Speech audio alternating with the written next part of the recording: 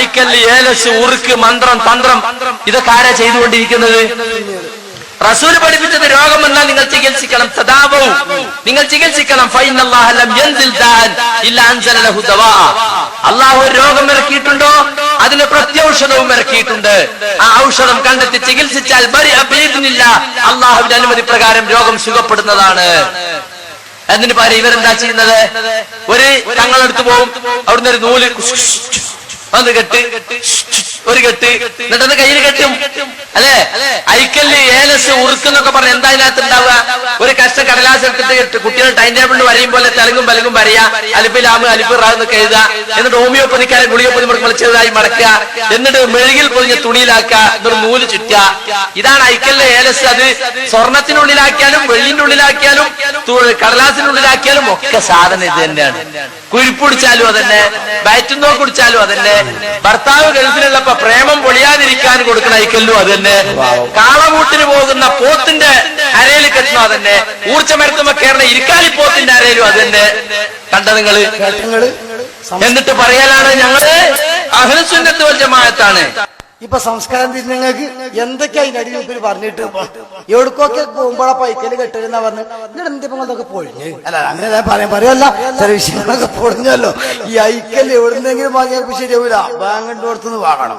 എന്നിട്ട് ഇയാളെന്നെ പറയുന്നുണ്ട് ഉറക്കത്തുനിന്ന് കുട്ടിയിച്ച മന്ത്രിച്ചൂതണം. പിന്നെ ഇയാളുടെ ജിദ്ദി പോയിട്ട് അടിച്ചിറക്കിയ കഥ പറയുന്നുണ്ട്. അപ്പൊ ഒരാൾ ചോദിക്കുന്നുണ്ട് ആ ചീത്താനെ തങ്ങൾക്ക് എങ്ങനെ തിരിഞ്ഞേന്ന്. അപ്പൊ മൂപ്പര് മന്ത്രിച്ചൂതി കൊടുത്ത് വേദന കാണിച്ച് അങ്ങനെയൊക്കെ തിരിഞ്ഞേന്ന്. എന്നാ ഷാർജ ഇപ്പൊ പറയുന്ന തരങ്ങള് ആത്മീയ ചികിത്സ ഉണ്ട് കൂട്ടരെ. മരുന്ന് മാത്രമല്ല ചികിത്സനുണ്ട് എന്ന് സാക്ഷാൽ ഹുസൈൻ സലഫി ഷാർജ ശൈഖ് അയാൾ പറയുന്നത് കേട്ടോളുകൾ. അല്ലെങ്കിൽ ഇസ്ലാം അനുവദിച്ച രീതിയിലുള്ള ശർഈയായ മന്ത്രം എന്ന് പറഞ്ഞാൽ എന്താണ്? അത് രോഗിയായ ആളുകൾക്ക് വേണ്ടി ചെയ്യാവുന്ന കാര്യമാണ്. വിഷബാധയേറ്റ മനുഷ്യന് വേണ്ടി ചെയ്യാവുന്ന കാര്യമാണ്. സിഹിർ ബാധിച്ചിട്ടുള്ള മനുഷ്യന് വേണ്ടി ചെയ്യാവുന്ന കാര്യമാണ്. അസൂയാലുവിന്റെ അസൂയക്ക് പ്രേരണമായിട്ടുള്ള ആ രീതിയിലുള്ള കാര്യങ്ങൾക്ക് നിമിത്തമായ ആളുകൾക്ക് പ്രാർത്ഥിക്കാവുന്ന മന്ത്രങ്ങളാണ്. ഇനി ഒരു രോഗവും ഇല്ലെങ്കിൽ തന്നെയും ദിനേന എന്നോണം അഷ്റഫുൽ ഖൽഖ് സല്ലല്ലാഹു അലൈഹി വസല്ലം അതാ നമ്മുടെ ഭാവിയിൽ നമുക്ക് വരാനിരിക്കുന്ന എല്ലാ ബുദ്ധിമുട്ടുകളെയും ഉപദ്രവങ്ങളെയും തടുക്കുവാനും അല്ലാഹുവിങ്കൽ നിന്ന് എല്ലാ രൂപത്തിലുള്ള കാവലുകളും കിട്ടുവാനും പൈശാചികമായ ശർറുകളിൽ നിന്ന് മോചനം നേടുവാനും അതാ ദിനേന എന്നോണം ദിക്റുകളും ദുആകളും ഒക്കെ ഹബീബായ റസൂലുള്ളാഹി സ്വല്ലല്ലാഹു അലൈഹി വസല്ലം പഠിപ്പിച്ചു തരുന്നു. ഇനി അതിന്റെ രൂപങ്ങളാണ് എങ്ങനെയൊക്കെയാണ് ഇപ്പൊ ദിക്ർ ഉപയോഗപ്പെടുത്തേണ്ടത്.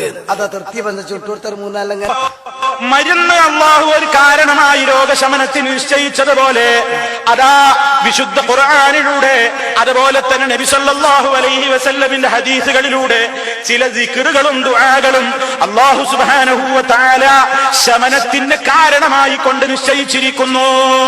മഹാനായ നബി സല്ലല്ലാഹു അലൈഹി വസല്ലം അതുപോലെ തന്നെ സ്വഹാബിമാര് ഫാത്തിഹ രോഗശമനത്തിന് വേണ്ടി മന്ത്രിക്കാറുണ്ട്.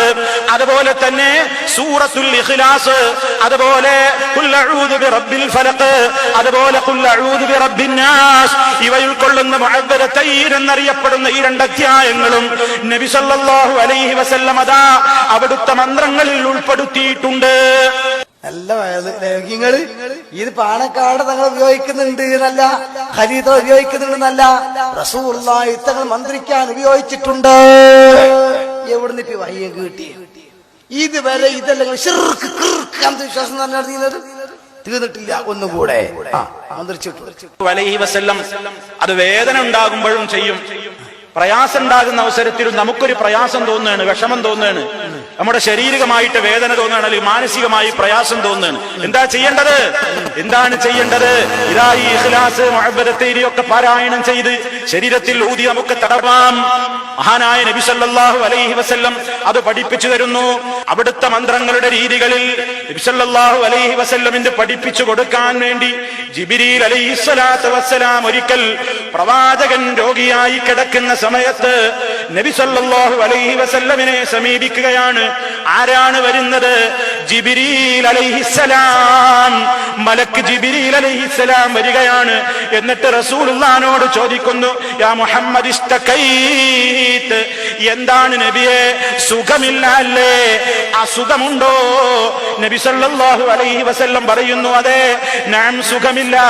ഖാല, ആ നേരത്ത് ജിബ്രീൽ അലൈഹിസ്സലാം അതാ മന്ത്രിക്കുകയാണ്, ബിസ്മില്ലാഹി അർഖീക മിൻ കുല്ലി ശൈഇൻ യുദീക മിൻ ശർരി കുല്ലി നഫ്സിൻ ഔ ഐനി ഹാസിദിൻ അല്ലാഹു യശ്ഫീക ബിസ്മില്ലാഹി അർഖീക. എന്താണ് ജിബ്രീൽ അലൈഹിസ്സലാം പ്രാർത്ഥിക്കുന്നത്? ബിസ്മില്ലാഹി, അല്ലാഹുവിന്റെ നാമം മുഖേന, അർഖീക, താങ്കൾക്കിതാ ഞാൻ മന്ത്രിക്കുന്നു. ഇത് എ പി ഉസ്താദ് പേരോട് ഉസ്താദിനെ മന്ത്രിച്ചു കൊടുത്തല്ല, ജിബ്രീൽ അലൈഹിസ്സലാത്തു വസ്സലാം റസൂലുള്ളാഹിനെ മന്ത്രിക്കുന്നു. എവിടുന്നപ്പോ ഇതൊക്കെ കുറ്റി പറിച്ച് കൊണ്ടുവരുന്നപ്പോ നിങ്ങള്? അല്ല, ഈ ഹദീസൊക്കെ എവിടെയാണ്? ഇവിടെ കുത്തി കുഴിച്ചെടുത്തോണ്ടിരാ ഇങ്ങണ്ട്